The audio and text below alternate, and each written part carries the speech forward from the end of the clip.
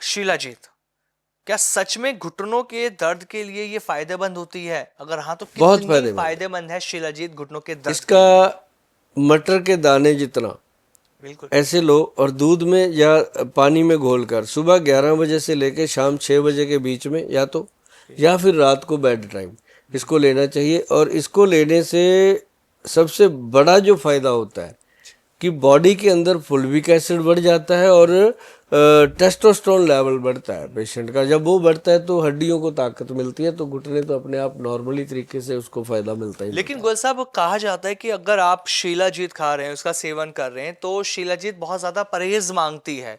तो किन किन चीजों का परहेज करना चाहिए जो लोग शिलाजीत को खा रहे हैं? शिलाजीत परहेज तो मांगती है। शिलाजीत के साथ बहुत सारी चीज़ें हैं जो नहीं खानी होती, इसके विपरीत आहार होते हैं। और उसको मैं कहता हूँ ज़्यादा खट्टी चीज़ इसके साथ बिल्कुल मना होती है। खटाई इसके साथ खाओगे तो बहुत ज़्यादा पछताओगे।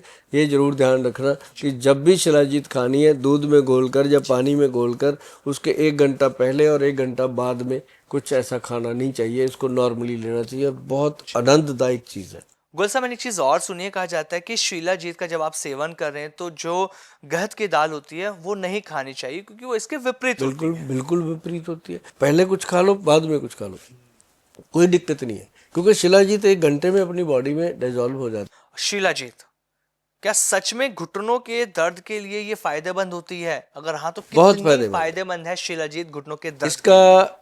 मटर के दाने जितना बिल्कुल। ऐसे लो और दूध में या पानी में घोलकर सुबह 11 बजे से लेकर शाम 6 बजे के बीच में या फिर रात को बेड टाइम इसको लेना चाहिए। और इसको लेने से सबसे बड़ा जो फायदा होता है कि बॉडी के अंदर फुल्विक एसिड बढ़ जाता है और टेस्टोस्टेरोन लेवल बढ़ता है पेशेंट का। जब वो बढ़ता है तो हड्डियों को ताकत मिलती है, तो घुटने तो अपने आप नॉर्मली तरीके से उसको फायदा मिलता ही लेकिन मिलता है। गोयल साहब, कहा जाता है कि अगर आप शिलाजीत खा रहे हैं, उसका सेवन कर रहे हैं, तो शिलाजीत बहुत ज्यादा परहेज मांगती है।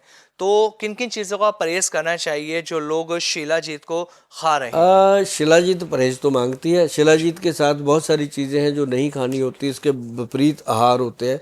और उसको मैं कहता हूँ ज़्यादा खट्टी चीज़ इसके साथ बिल्कुल मना होती है। खटाई इसके साथ खाओगे तो बहुत ज़्यादा पछताओगे। ये ज़रूर ध्यान रखना कि जब भी शिलाजीत खानी है, दूध में घोलकर या पानी में घोलकर उसके 1 घंटा पहले और 1 घंटा बाद में कुछ ऐसा खाना नहीं चाहिए। इसको नॉर्मली लेना चाहिए। बहुत आनंददायक चीज़ है। गोयल साहब, मैंने एक चीज और सुनी है, कहा जाता है कि शिलाजीत का जब आप सेवन कर रहे हैं तो जो गहत की दाल होती है वो नहीं खानी चाहिए, क्योंकि वो इसके विपरीत होती बिल्कुल है। बिल्कुल विपरीत होती है। पहले कुछ खा लो, बाद में कुछ खा लो, कोई दिक्कत नहीं है, क्योंकि शिलाजीत 1 घंटे में अपनी बॉडी में डिजॉल्व हो जाती है।